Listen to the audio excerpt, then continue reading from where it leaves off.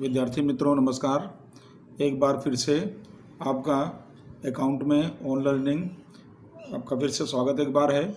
और इसमें देखिए आप कि इस वीडियो में हम पार्ट 5 हमने पार्ट 4 पूरा किया है और पार्ट 5 शुरू कर रहे हैं। इसके अंदर हम आगे का प्रश्न ले रहे हैं प्रकरण 6 में। तो इसमें देखिए प्रश्न नंबर जो है इसके अंदर है 14 है।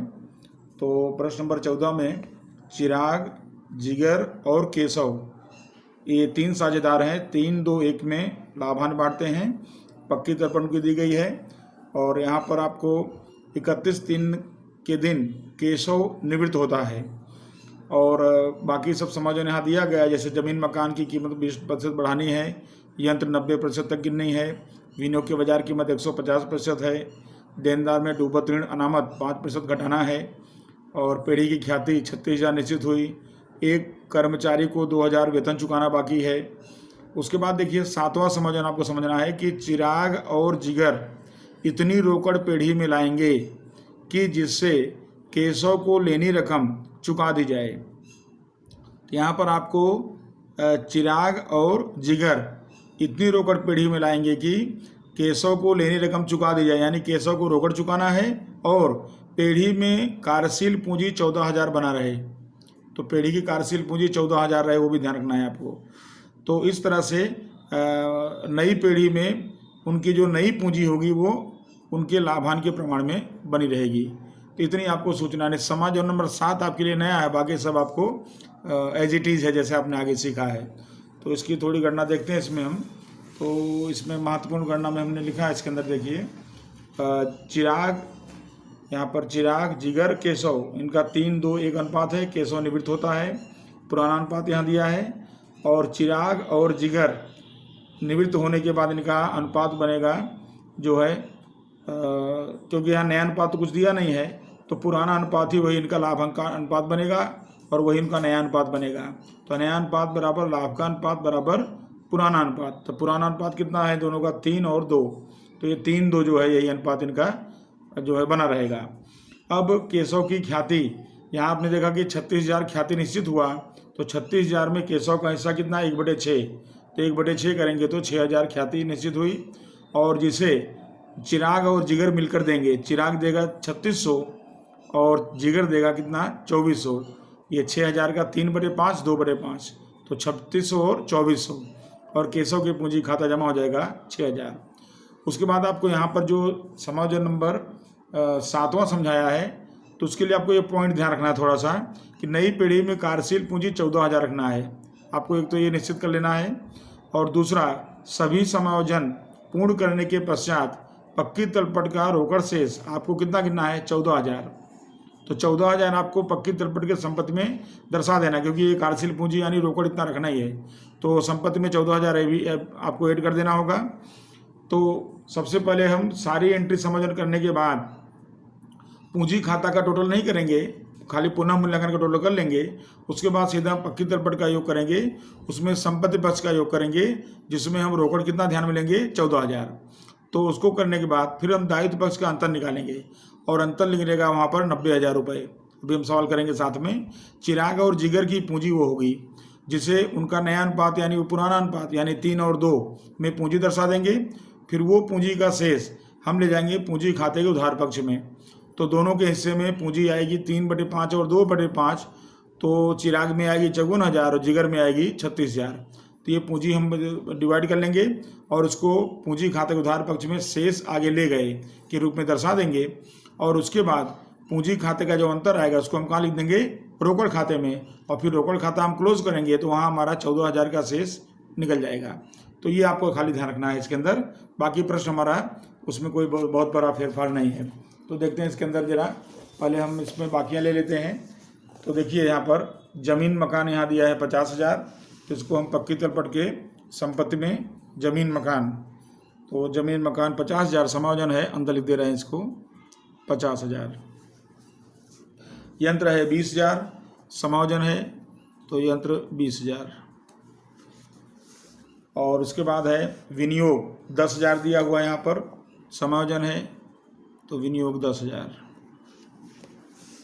विनियोग के बाद है स्टॉक है 10,000, तो यहाँ पर स्टॉक हम दर्शा देते हैं अलग से, इसको समझने वगैरह नहीं इसके अंदर, तो ये स्टॉक हमने यहाँ दर्शा दिया 10,000।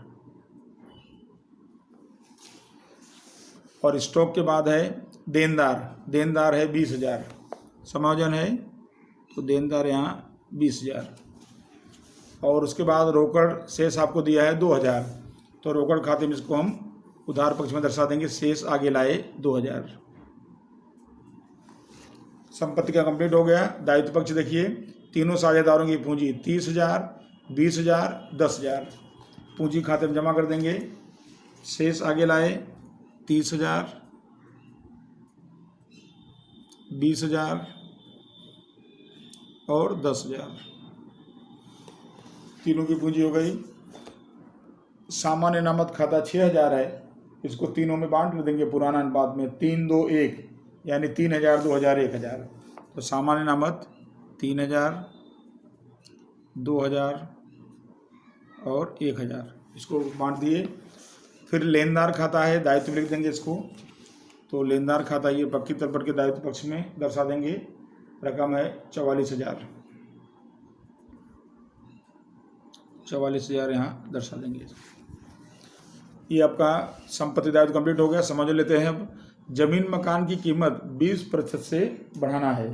तो जमीन मकान की कीमत बढ़ाना है 20%, तो 50,000 का 20% करेंगे कितना आएगा 10,000। अब ये कितना हो जाएगा 60,000। और दूसरा वृद्धि हुई है तो पुनः मूल्यांकन में जमा कर देंगे, जमीन मकान यहाँ बता देंगे 10,000। फिर उसके बाद है यंत्रों की कीमत 90% तक गिननी है। इसका मतलब कि यंत्र में क्या होगी, कमी होगी, 10% की कमी कर देंगे। तो यहाँ पर कमी कर देंगे यंत्र में, माइनस कमी 10%, यानी कितना 2,000। तो ये हुआ कितना 20,000 है, तो यहाँ पर 18,000। और उसके बाद कमी को हम पुनः मूल्यांकन में उधार कर देंगे। यंत्र कितनी कमी हुई 2,000 कमी। उसके बाद समायोजन है विनियोग की कीमत, वही कीमत 150% करनी है, यानी कि 50% और बढ़ाना है। इसका मतलब ये हो गया। तो अपने विनियोग दिया है 10,000, तो 10,000 का हम 50% करेंगे यहाँ पर, ये हो जाएगा 5,000। और अब विनियोग हो गया 15,000। वृद्धि हुई है, पुनः मूल्यांकन में जमा कर देंगे 5,000। उसके बाद है देनदारों पर डूबत ऋण अनामत 5% से घटाना है।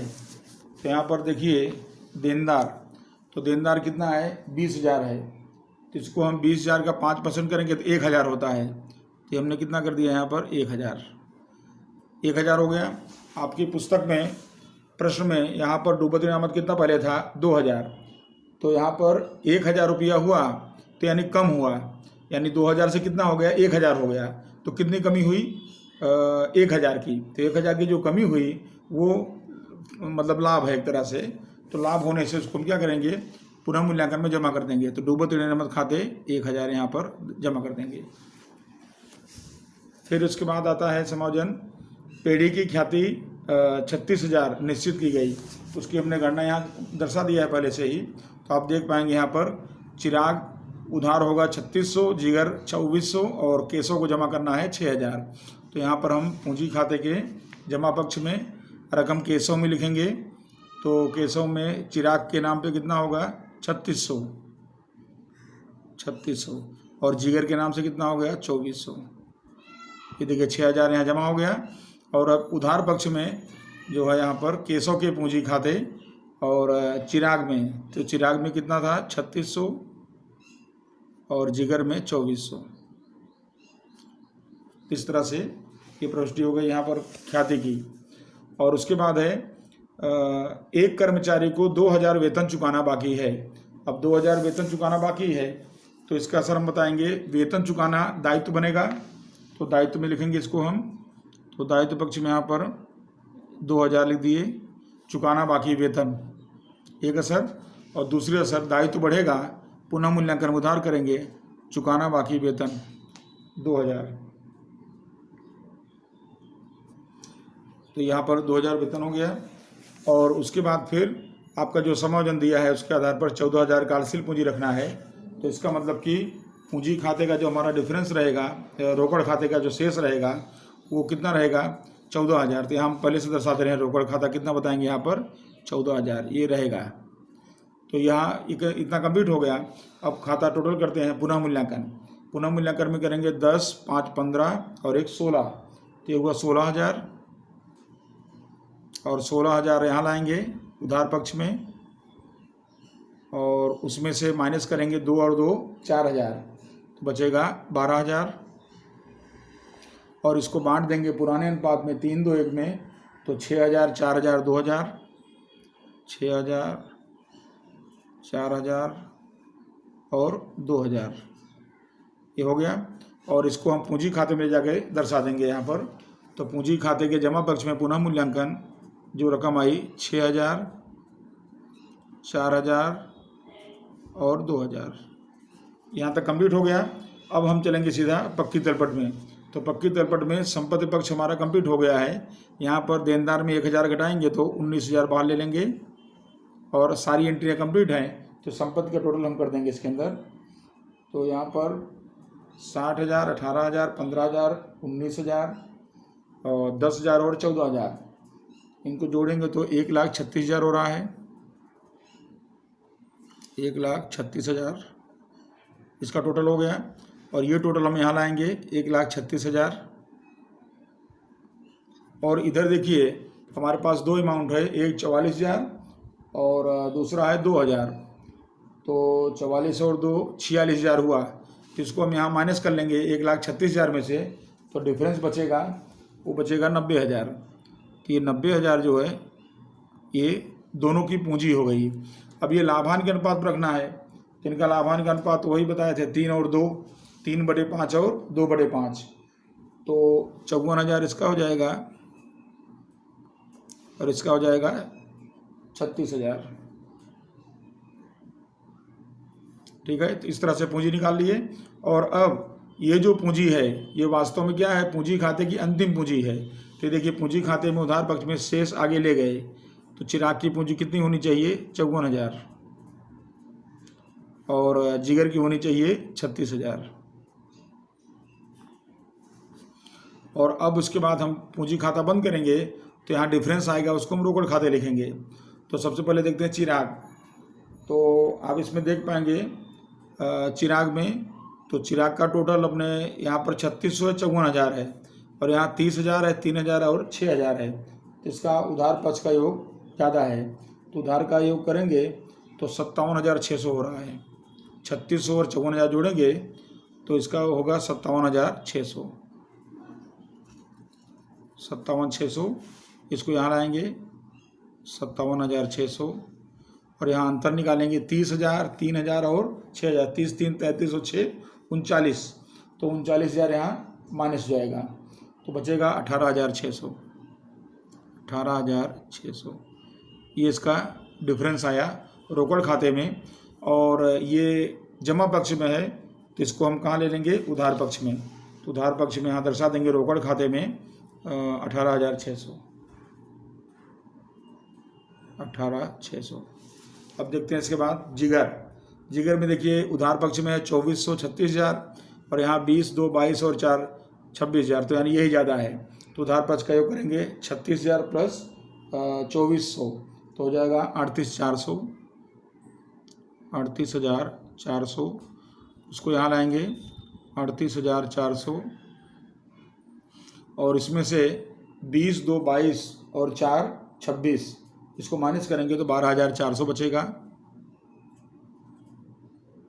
ये डिफरेंस आया, जमा पक्ष में आया तो रोकड़ में उधार कर देंगे इसको। तो रोकड़ में जिगर के पूंजी खाते 12,400। 12,400 इसका मतलब आप समझ सकते हैं कि चिराग कितना रोकड़ लाएगा 18,600, और जिगर कितना रोकड़ लाएगा 12,400। ये दोनों मिल करके किसको चुकाएंगे, केशव को। अब केशव में देखिए यहाँ तो कुछ नहीं है, इस साइड में 10 और एक 11,000 हो गया, 3600 2400, और दूसरी रकम है यहाँ पर 2,000। तो इस तरह से इतनी अमाउंट है यहाँ पर। तो 10 1 11 2 13 3 16 2, तो यहाँ पर हो जाएगा 18,400, और इसका हो जाएगा 6, 1900। तो यहाँ पर 19,000 हुआ टोटल इसका। तो 19,000 यहाँ ले लेंगे और ये टोटल यहाँ लाएंगे 19,000 और यहाँ कुछ नहीं है। तो यानी ये 19,000 इसको पेमेंट करना पड़ेगा केशव को। तो ये देखिए केशव को पेमेंट वो करना पड़ेगा 19,000, ये इसको भुगतान करना पड़ेगा। तो केशव को रोकड़ भुगतान कर देना, ऐसा आपको सूचना भी है। तो 19,000 पेमेंट हो जाएगा। तो यहाँ पर रोकड़ में जाओ बता देंगे, क्योंकि उधार है तो यहाँ जमा हो जाएगा। तो केशव के पूंजी खाते कितना हो जाएगा 19,000, यहाँ पर 19,000। तो केशव की पूंजी खाते 19,000 लिख दिए। और उसके बाद जो है यहाँ पर अंतर की रकम देख लेंगे। इसके अंदर दोनों की पूंजी यानी इतना इतना लाए हैं और इसमें से 19,000 इसको पेमेंट करेंगे और बाकी जो डिफरेंस बचेगा वो कार्यशील पूंजी बन जाएगा। तो अब देखिए ये तो कंप्लीट हो गया और अब रोकड़ खाता बंद कर देते हैं। तो रोकड़ खाता बंद करेंगे तो उधार पक्ष में है 2,000, 18,600 और 12,400, टोटल होगा 33,000 और इसको जमा पक्ष में लाएंगे 33,000 और उसमें से माइनस करेंगे 19,000 जो केशव को दे दिया। तो देखिए बच गया कितना 14,000। ये 14,000 यहाँ पर जो है इसका डिफरेंस बच जाएगा। तो ये जो 14,000 बचेगा, ये 14,000 जो है ये कार्यशील पूंजी रखना था, तो कार्यशील पूंजी हो गया। तो अब देखिए इन दोनों ने रोकड़ इतना 18,600 और 12,400 लाया, उसमें से इसको 19,000 चुका भी दिया और अपनी कार्यशील पूंजी भी कितनी बच गई 14,000। और इस तरह से आप देखेंगे कि आपका ये प्रश्न कंप्लीट हो गया। तो पुनः मूल्यांकन कंप्लीट हो गया, रोकड़ खाता कंप्लीट हो गया, पूंजी खाता हो गया और पक्की तिलपट कंप्लीट हो गया। ये आपका सवाल कंप्लीट हो जाता है। अब इसके बाद अपने प्रश्न नंबर अगला है 15। प्रश्न नंबर 15 में देखिए यहाँ पर EFG 4-3-3 में लाभांश बांटते हैं और साझेदार ई निवृत्त होता है और निवृत्त के बाद का आपको यहाँ पर उसकी पक्की तिलपट दी गई है। और अन्य सूचना है पेढ़ी की ख्याति 7,000 निश्चित हुई है, जमीन मकान 7,000, फर्नीचर की कीमत 2,000 निश्चित हुई है, स्टॉक 10% अधिक बताया गया है और ई को 5,000 तुरंत चुका देना है, बाकी रकम लोन करना है। और यहाँ देखिए चौथा समझना है एफ और जी, क्योंकि ई तो रिटायर हो जाएगा। तो एफ और जी ई को चुकाने के लिए 2,000 कार्यशील पूंजी के रूप में, तो यहाँ पर 2,000 कार्यशील पूंजी के रूप में और ई को चुकाने के लिए जो रकम होगी वो रोकड़ में लाएंगे और वो समान भाग में आवश्यक रोकड़ लाएंगे, ये बोला गया है। तो ये आपको ध्यान रखना है। इसके अंदर थोड़ी गणना इसमें देख लेते हैं जरा सा। यहाँ आप देखिए सबसे पहले तो तीनों का पुराना है EFG का 4-3-3 है, उसमें से ई निवृत्त होता है। तो ई के निवृत्त के पश्चात एफ और जी का नया अनुपात, यहाँ भी कोई सूचना नहीं है, तो बराबर लाभ का अनुपात बराबर पुराना अनुपात। तो एफ और जी का पुराना कितना 3-3, तो 3:3 यानी समान भाग 1:1। तो आपको ध्यान रखने का है लाभ का अनुपात कितना करने का 1:1 और नया अनुपात भी कितना करने का है 1:1। तो ये हो गया। उसके बाद ख्याति देख लेते हैं। ई को चुकाने योग्य ख्याति हो गई 7,000 निश्चित हुआ कीमत, उसमें ई का हिस्सा है ये 4/10। तो ई को चुकाने ख्याति 2,800 है। कौन चुकाएगा एफ और जी, कैसे चुकाएंगे इनके लाभ के अनुपात में यानी समान। तो ये देखिए एफ के पूंजी खातेदार, जी के पूंजी खातेदार और ई के पूंजी खाते जमा 2,800, दोनों कितना चुकाएंगे 1,400। उसके बाद इसका जो है रोकड़ कितना लाना है तो अपने थोड़ा सवाल गिनते हैं, उसके बाद आगे गिनते हैं। उसके पहले बाकियाँ नोट कर लेते हैं। ख्याति, यहाँ पुरानी ख्याति 1,000 है, इसको हम अपलिखित कर लेंगे। तो इसको अपलिखित करने के लिए हम जो है पूंजी खाते के उधार पक्ष में ख्याति, यहाँ पर पूंजी खाता और उसके उधार पक्ष में ख्याति तीनों में बांट देंगे 400, 300, 300, 4-3-3, 400, 300, 300। ये ख्याति अपलिखित हो गई। जमीन मकान 6,000 है, समायोजन भी है, तो जमीन मकान 6,000। उसके बाद है फ्री होल्ड संपत्ति 3,000 है, फ्री होल्ड संपत्ति यहाँ लिख देते हैं 3,000। फर्नीचर है यहाँ पर 3,000 है फर्नीचर, तो फर्नीचर यहाँ पर समायोजन है तो 3,000 हम तो लिख देते हैं। उसके बाद है स्टॉक 6,600 समायोजन है, स्टॉक 6,600। और उसके बाद स्टॉक के बाद है देनदार। देनदार है 7,000, तो इसको दर्शा देंगे यहाँ पर बाहर 7,000 देनदार। देनदार के बाद यहाँ आपको दिया है रोकड़। रोकड़ है 400, तो अपने रोकड़ खाता में दर्शा देंगे रोकड़ यहाँ पर 400। शेष आगे लाए। संपत्ति कंप्लीट हो गया। दायित्व पक्ष देखिए, तीनों की पूंजी 8,000, 5,000, 2,000। पूंजी खाते जमा करेंगे 8,000, 5,000 और 2,000।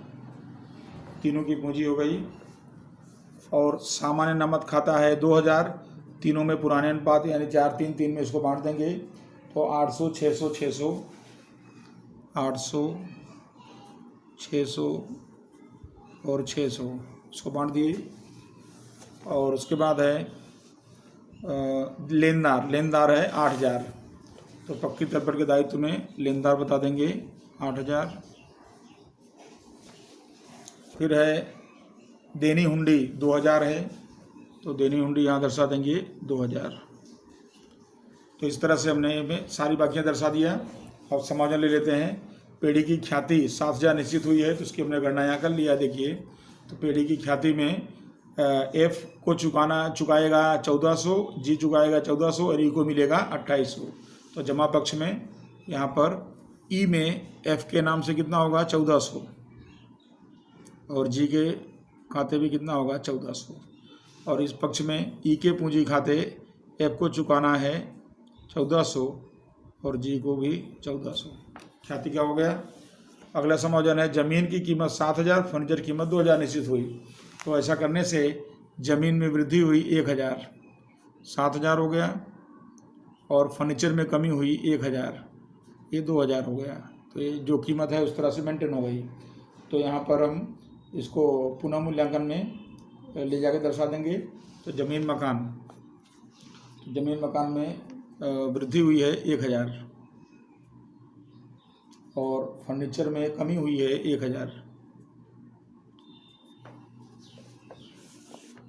स्टॉक की कीमत 10% अधिक दर्शाया गया है।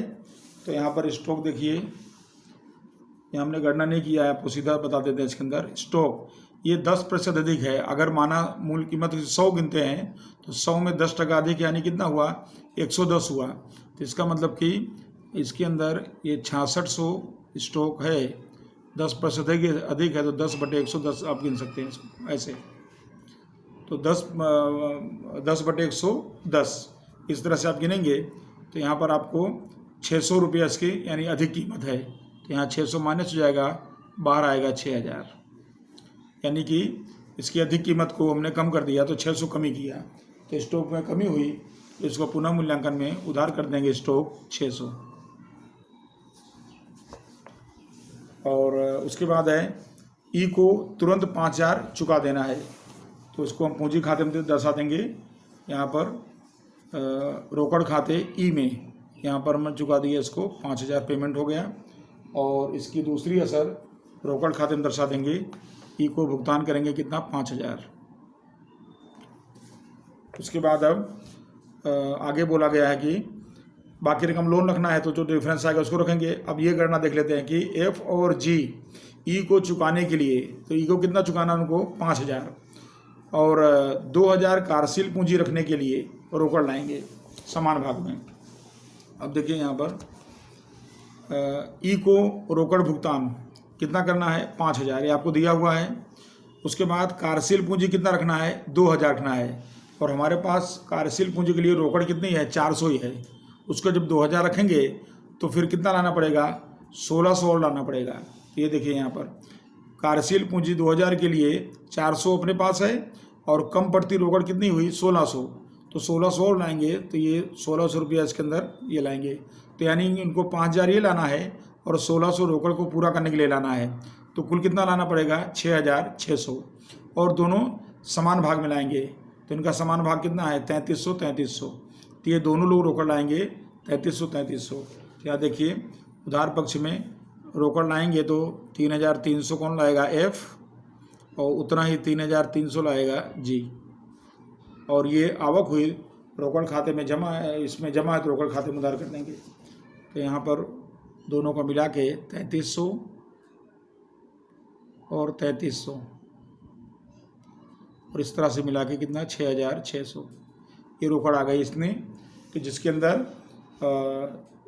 ई को चुकाने का 5000 भी आ गया और रोकड़ में जो कम पड़ती रकम है 400 रुपया, यानी 1600 रुपया हुआ। 2000 में 400 गया तो 1600, तो वो रकम भी यहाँ पर आ गई। क्योंकि अपने पास रोकड़ यहाँ लिख सकते हो कि अपने पास रोकड़ कितनी है 2000, उसमें से अपने पास 400 है, तो जो डिफरेंस बचा 1600 वो रकम भी इनको लाना है। तो कुल मिला के 6600 लाना है। तो ये दर्शा दिया इसको हमने। और उसके बाद जो है सारी एंट्री हो गई और इसका टोटल कर लेते हैं अब। तो पहले पुनः मूल्यांकन में देख रहे हैं इसके अंदर यहाँ 1600 हो रहा है उधार का और जमा में 1000 ही है, तो यानी 1600 लिखेंगे और डिफरेंस आएगा कितना 600। पुराने अनुपात में बांट लेंगे 240 180 180 4 3 3 पुराना अनुपात बांट दिए और इसको लाएंगे यहाँ पर नुकसान है तो 240 180 और 180 पुनः मूल्यांकन खाते यहाँ दर्शा दिए। और ये खाता बंद हुआ पूंजी खाता, तो पूंजी खाते में यहाँ चेक करेंगे तो ई का टोटल देखिए यहाँ पर हो रहा है इसके अंदर, तो ई का टोटल हो रहा है 8800, फिर उसके बाद है यहाँ पर दूसरा 1400, फिर 1400, इनको जोड़ेंगे तो 11600 हो रहा है इसका 11600 और इसको लाएंगे उधार पक्ष में 11600 और यहाँ रखिए 400 है 240 है और 5000 है, तो इनको जोड़ेंगे तो उसमें से 11600 माइनस करेंगे तो डिफरेंस आ रहा है 5960 ये लोन हो गया। तो आपको सूचना दिया गया था कि उसको 5000 रोकड़ चुकाना है और बाकी रकम लोन कर देना है, तो बाकी रकम कितनी आई यहाँ पर 5960। और उसके बाद एफ़ का, तो एफ़ के लिए देखिए यहाँ पर 5000 और 600 और 3300 तीन अमाउंट है यहाँ पर, तीनों जोड़ेंगे तो 8900 हुआ। उसको यहाँ उधार में लाएंगे 8900 और यहाँ अमाउंट है 300 है 1400 है और 180 है, इसको माइनस करते हैं तो 7020 बचा 7020 ये हुआ शेष। तो एफ़ के पूंजी खाते का जमा शेष हुआ 7020 और जी में 2000 है 600 है और 3300 है, तीन अमाउंट है जोड़ के करेंगे तो 5900 हुआ इसका और वो टोटल यहाँ लाएंगे 5900 और इसमें से माइनस करेंगे 300 1400 और 180 4020 ये शेष आया। तो अब देखिए दोनों का शेष है तो यहाँ दर्शा देंगे एफ़ का कितना आया 7020 और जी का आया 4020 और इनको जोड़ देंगे तो आएगा 11040 और उसके बाद जो है इसकी लोन ई की लोन कितनी निश्चित हुई 5960, तो ई की लोन 5960 ये हो गया। अब बचा रोकड़ खाता, इसको बंद कर देते हैं।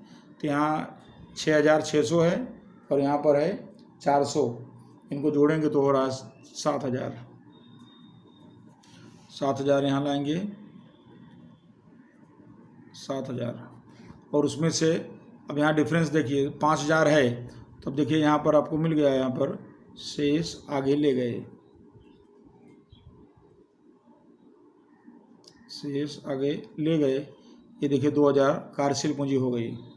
सूचना के अनुसार 2000 रुपया कार्यशील पूंजी हो गई, तो इसको हम संपत्ति में दर्शा देंगे रोकड़ शेष यहाँ पर 2000 और इस तरह से हमारे सारे समाधान व्यवहार हो गए। अब संपत्ति पक्ष में अमाउंट है अपने पास 7000 है 2000 है 3000 है और 6000 फिर 7000 फिर 2000, इनको जोड़ेंगे तो हो रहा है 27000, इनका टोटल आ रहा है 27000। और उसके बाद इस पक्ष में देखेंगे तो 11040 है 5960 है 8000 है और 2000 है और इसको जोड़ेंगे तो ये भी कितना हुआ 27000।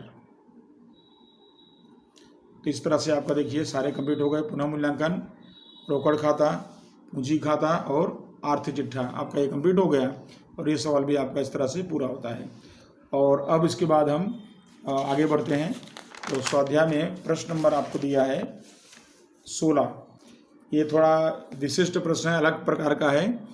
तो अगर आपको ऐसा प्रश्न परीक्षा में होता है, पूछा जाता है, तो इसमें आपको गणना खास दर्शाने का है, क्योंकि इसके अंदर खाता एक ही पूछा है खाली। देखते जरा कैसा है ये सवाल है। तो इसमें आप देखेंगे कमल, बिमल और विमल 1, 2, 3 में साझेदार हैं। 31/3/16 के दिन उनकी पक्की तलपट की बाकियां दर्शाई गई यहाँ पर, जिसमें पूंजी, तीनों की पूंजी है, कमल, बिमल और विमल की पूंजी है। सामान्य नामत 24,000 है, विमल की लोन है 10,000, ख्याति है 12,000।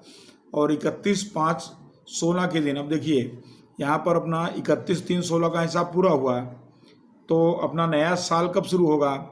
तो नया वर्ष शुरू होगा 1/4/16, ये अपना नया वर्ष शुरू होगा 1/4/16। और इसकी मृत्यु हुई कब? 31/5/16। तो 31/5/16 साझेदार की मृत्यु की तारीख है ये। तो इस तरह से अप्रैल और मई कितना मास हुआ? 2। तो 2 मास का इसका समय, यानी अपने जो वर्ष पूरा हुआ उसके ऊपर 2 मास का समय हुआ। इसके जो मृत्यु की तारीख तक का समय कितना मास हुआ? 2 मास। ये आपको ध्यान रखना है। फिर उसके बाद है पीढ़ी की ख्याति अंतिम 3 वर्ष के औसत लाभ की 2 वर्ष की खरीदी जितनी गिननी है। ख्याति औसत लाभ निकाल लेंगे, फिर 2 का गुणा कर देंगे, और अंतिम 3 वर्ष का लाभ आपको यहाँ दिया हुआ है 25,000, 40,000 और 25,000। फिर अंतिम 3 वर्ष के औसत लाभ के आधार पर मृत्यु की तारीख तक का लाभ, तो मृत्यु की तारीख तक का समय कितना हुआ? 2 मास, तो वहाँ तक का लाभ देना है। और पूंजी पर वार्षिक 12% ब्याज गिनना है, और विमल का पूंजी खाता तैयार करना। तो यहाँ आपको खाली क्या बोला है? खाली आपको विमल का पूंजी खाता तैयार करना, और कुछ नहीं बनाना है। न पुनः मूल्यांकन बोला है, न कुछ पक्की तल पर कुछ नहीं, तो केवल आपको एक ही खाता बनाना है, बाकी हमको गणना के रूप में दर्शा देना है। तो देखिए इसमें गणना क्या क्या दर्शाते हैं। सबसे पहले हमको इस तरह से कोष्ठक बना लेना है गणना के लिए। तो देखिए यहाँ पर हमने लिखा विमल का पूंजी खाता तैयार करना है। तो सबसे पहले तो नई ख्याति निकाल लेंगे। तो नई ख्याति कितनी है? औसत लाभ का 2 गुना। औसत लाभ यानी तीनों वर्ष का लाभ 25,000, 40,000, 25,000, 3 वर्ष का लाभ है यहाँ पर, और तीनों वर्ष का लाभ जोड़ करके 3 का भाग दे दिए, तो औसत लाभ कितना आ गया? 30,000। तो ख्याति बराबर औसत लाभ गुणे 2, उसका 2 गुना, तो कितनी ख्याति आई? 60,000। ये हो गया। अब हमको विमल का ही पूंजी खाता बनाना है। तो विमल की ख्याति निश्चित करेंगे, तो 60,000 का 3/6, क्योंकि विमल का जो हिस्सा है वो प्रमाण यहाँ पर, तो यहाँ देखिए 1, 2, 3, तो यहाँ पर इसका हिस्सा कितना माना जाएगा? 3/6 विमल का, जो रिटायर हो रहा है विमल, तो 3/6। तो विमल का हिस्सा यहाँ पर 3/6 करेंगे, तो कितना आ रहा ख्याति इसको? 30,000। अब ये ख्याति कौन देगा? ये ख्याति कमल और बिमल देंगे, जो बचे हुए साझेदार हैं, ये कमल और बिमल ये ख्याति चुकाएंगे। तो यहाँ भी अनुपात में कोई सूचना नए अनुपात बारे में नहीं है, तो इनका पुराना अनुपात ही रहेगा, लाभ का अनुपात। तो इनका पुराना कमल और बिमल कितना हुआ? 1 और 2, ये पुराना अनुपात इनका रहेगा। तो 1 और 2 अनुपात में चुकाएंगे इनकी ख्याति। तो यहाँ देखिए हमने लिख दिया है शॉर्ट में, यहाँ कमल और बिमल कैसे चुकाएंगे? 1 और 2, यानी 1/3, 2/3। तो ये 30,000 का भाग हमने किया, तो यहाँ 10,000 और 20,000। कमल चुकाएगा 10,000 और बिमल चुकाएगा 20,000। फिर उसके बाद आता है पुरानी ख्याति। तो यहाँ पुरानी ख्याति जैसे हमने यहाँ दिया है, बाकी इसके अंदर ये रहा, ये पुरानी ख्याति है, पक्की तलपट में दी हुई है। तो उसको हम क्या करते थे? पूंजी खाते को उधार पक्ष में अपलिखित कर देते थे। तो इसको हम पूंजी खाते में अपलिखित कर देंगे, तो उधार पक्ष में। तो खाली हमको तीनों का तो यहाँ करना नहीं, कमल विमल का, खाली विमल का ही करना है। तो विमल की हिस्से ख्याति कितनी आ रही है? तो देखिए पुरानी ख्याति 12,000 है, उसमें विमल का हिस्सा कितना? 3/6, यानी 6,000। तो इसको हम दर्शा दे रहे हैं। देखिए विमल का पूंजी खाता, पूंजी खाते में उधार कर दिया हमने विमल की पूंजी 6,000। ख्याति, ये ख्याति अपलिखित हो गई, तो उसके लिए दर्शा दिए। और दूसरा ये भी समझ लीजिए कि ये जो ख्याति का मूल्यांकन हुआ, उसमें कमल कितना दे रहा है? 10,000, और विमल कितना देगा? 20,000। तो इस तरह से विमल को 30,000 ख्याति मिलेगी। तो उसको हम यहाँ पूंजी खाते जमा कर देंगे, जैसे हम अगले सवाल में करते थे। तो यहाँ पर देखिए कमल के पूंजी खाते यहाँ पर 10,000, और विमल के पूंजी खाते 20,000, 1:2 में। किस तरह देखिए, ये विमल का खाता है, तो विमल खाते के जमा पक्ष में 30,000 हो गया। अपन ये एंट्री लिखते हैं ना, कमल के पूंजी खाते उधार, विमल के पूंजी खाते उधार, विमल के पूंजी खाते का, तो विमल के पूंजी खाते जमा में 30,000 हो गया। तो ये गणना हो गई। उसके बाद देखिए दूसरी गणना पहले इसमें बाकी भी ले लेते हैं थोड़ा। सामान्य नमद देखिए यहाँ दिया है, और विमल की लोन दिया है, और पूंजी यहाँ पर पूंजी देखिए दिया है विमल, अपने खाली विमल के बना रहा है, तो विमल की पूंजी कितनी 30,000 है, इसको दर्शा देते हैं। तो पूंजी खाते में शेष आगे लाए, विमल की पूंजी लिख देंगे यहाँ पर 30,000। ये विमल की पूंजी हो गई 30,000, इसको दर्शा दिए। और फिर यहाँ गणना देखते जाइए। पूंजी पर ब्याज यहाँ बोला गया है, देखिए पूंजी पर ब्याज कितना परसेंट है, 12%, उसकी हमने यहाँ गणना की है। देखिए तो पूंजी पर ब्याज, तो अभी आपको बताया मैं डेट की, अप्रैल और मई 2 ही महीना हुआ, उसकी मृत्यु की तारीख तक समय कितना हुआ, 2 मास, तो 12% ब्याज गिनेंगे, तो इसकी पूंजी 30,000 है। 30,000 का 12%, 2 मास यानी 2/12, तो कितना ब्याज आएगा, 600। तो पूंजी का ब्याज 600 हुआ, तो यहाँ पर हम पूंजी का ब्याज 600 यहाँ दर्शा देंगे जमा पक्ष में। और पूंजी के ब्याज के बाद अगली गणना यहाँ पर देख रहे हैं आप, लोन। अब यहाँ देखिए लोन के बारे में है, तो यहाँ आपको दिया है देखिए लोन, तो विमल लोन कितनी लोन है, 10,000 है। तो ये लोन जो है ये इसके पूंजी खाते में हम जमा पक्ष में दर्शा देंगे पहले। तो विमल की लोन खाते 10,000, ये लोन दर्शा दिए। और अब देखिए यहाँ पर गणना कर दिए, तो विमल की लोन 10,000 है, उस पर भी मृत्यु के समय तक का 2 मास हुआ, तो 2 मास का ब्याज इस पर गिना जाएगा। और लोन पर ब्याज, साझेदार को लोन पर कितना प्रतिशत ब्याज दिया जाता है, 6%, जो हमने साझेदारी कानून के अनुसार हम जानते हैं, तो 6% को ब्याज दे देंगे। तो 10,000 की लोन पर 6% यानी 6/100, 2 मास यानी 2/12, तो कितना ब्याज इसको हिस्से में आएगा, 100 रुपया। तो 100 रुपया ब्याज लोन पर यहाँ दर्शाएंगे, 100 रुपया लोन का ब्याज हो गया। और उसके बाद अगला व्यवहार देखिए, इसमें दूसरा दिया है लाभ के बारे में, समझ लीजिए। यहाँ देखिए मृत्यु की तारीख तक का लाभ में विमल का हिस्सा, तो वहाँ तक का जो लाभ है उसका विमल का हिस्सा यहाँ निकालेंगे इसके अंदर। तो इसमें जो है रकम में मृत्यु की तारीख तक का इसका 1/4 से 31/5, अप्रैल और मई 2 मास का हुआ इसका। तो यहाँ पर लाभ जो निकालेंगे इसका, तो यहाँ हमने ऊपर निकाला हुआ देखिए इसका, ये औसत लाभ निकाला हुआ है। तो औसत लाभ कितना आया था यहाँ पर, 30,000 औसत लाभ। तो उस औसत लाभ में इसका हिस्सा, तो यहाँ देखिए यहाँ लिखा है कि मृत्यु की तारीख तक लाभ में इसका हिस्सा, तो ये देखिए यहाँ पर हमने 30,000, ये 30,000 यानी औसत लाभ, आपको समझना है इसको, यहाँ लिख देते हैं इसको ब्रैकेट में, औसत लाभ।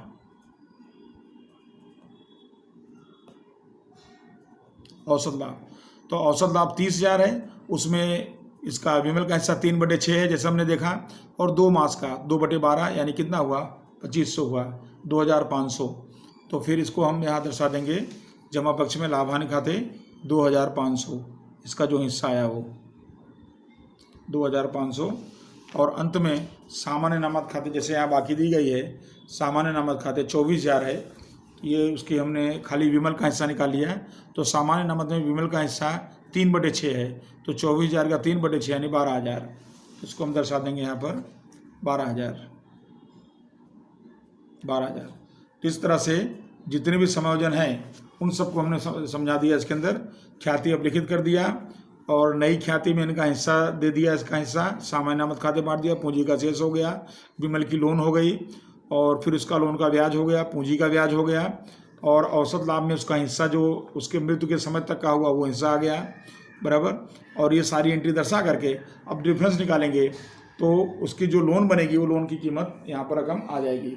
तो जमा पक्ष में टोटल करेंगे इसके अंदर अब, तो यहाँ पर आपको 31/5/16 की तारीख बताई है मृत्यु की, तो हमने यहाँ पर सब में 31/5/16 आपको दर्शा देने का, सारी डेट वही डेट बनेगी, और इधर भी यानी सब उसी डेट को आएगा। तो सारी एंट्री बताएंगे यहाँ पर। तो यहाँ पर देखिए 30,000, 12,000, 10,000, तो 100 है, 600 है, और उसके बाद जो है 10,000, 20,000 और 2500, इनको जोड़ेंगे तो आएगा 85,200, 85,200, और इसको यहाँ लाएंगे 85,200, दोनों का टोटल हो गया। अब यहाँ पर हमारे पास अमाउंट है 6,000, तो 6,000 में से इसको माइनस कर देंगे तो बचेगा 79,200, 79,200 ये डिफरेंस आया है। तो ये जो वो बचेगा वही विमल की लोन होगी। आपका सवाल कंप्लीट हो गया है। तो ये प्रश्न ज़्यादातर तो आपको पूछने की परीक्षा में आवे ऐसा 8 नंबर में तो काफ़ी कम हो रहता है चांस। फिर भी अगर आपको पूछा जाता है तो आप इस तरह इसको बता सकते हैं। व्यवस्थित गणना दर्शा देना है आपको हर चीज़ का, और वो गणना दर्शा के आपको खाली विमल का पूंजी खाता आप जैसे बनाते हो वैसे पूंजी खाते में सारी एंट्री दर्शा करके और साझेदार की जो लोन की बाकी है वो दर्शा सकते हो। तो इस तरह से आपका इस पार्ट में मैंने ये जो पार्ट 5 आपने देखा, इस पार्ट में हमने 14, 15 और 16 इन 3 प्रश्नों को हल किया। और उसके बाद फिर हम आगे वीडियो मिलेंगे। धन्यवाद।